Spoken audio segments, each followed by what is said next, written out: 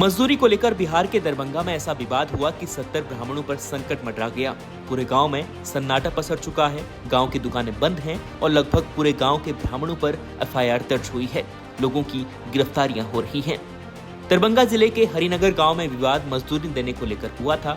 शिकायतकर्ता ने बताया कि साल 2015 में उनके बेटे विक्रम पासवान ने गांव के ही ब्राह्मण हेमकांत झा का मकान बनाया था। उनके बेटे की देखरेख में हेमकांत का पूरा घर बना, लेकिन हेमकांत झा ने उनके बेटे की 2.5 लाख रुपए की मजदूरी नहीं दी।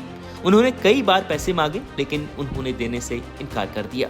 दो पक्षों के बीच विवाद हुआ था और कुछ असामाजिक तत्व जो है हरिनगर गांव के, वो जातिगत रंग देना चाह रहे थे। तो इसमें एक पक्ष के जो लोग ज्यादती किए हैं अनुसूचित जाति के व्यक्तियों पर, उनमें से 12 लोगों को डिटेन किया गया है और भी जो प्राथमिकी में नाम आएगा तो उसके साक्ष्य एकत्रित करके कार्यवाही की जाएगी। कितने लोगों की गिरफ्तारी हुई? अभी तक 12 लोगों की हुई है। मामला क्या था सर, पूरा कुछ जानकारी? पूर्व से ये विवाद है कि पैसे के लेन देन का 2 लोगों का मामला है।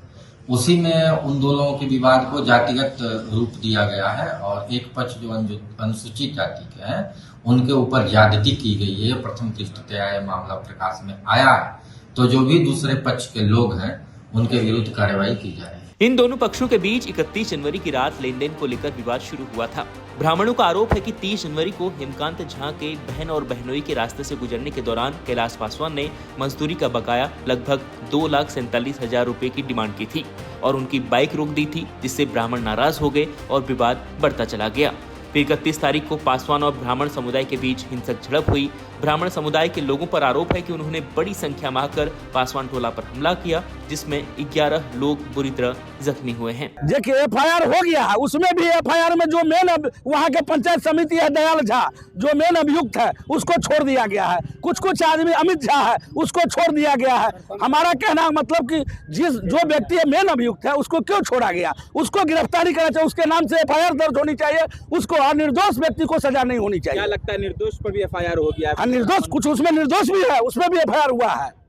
उसमें कुछ लोग जो है निर्दोष भी है, 2-3 लोग निष्पक्ष रूप से, एकदम निष्पक्ष रूप से जांच करके एफआईआर जो हुआ है उस पर कार्रवाई की जाए और निष्पक्ष रूप से जांच की जाए। वहीं दूसरी तरफ ब्राह्मण पक्ष ने कहा कि लेन देन की बात हेमकांत झा और कैलाश पासवान के बीच तक थी, लेकिन उनके बहन और बहनोई को बीच रास्ते में रोककर धक्का मुक्की और अपमानित किया गया।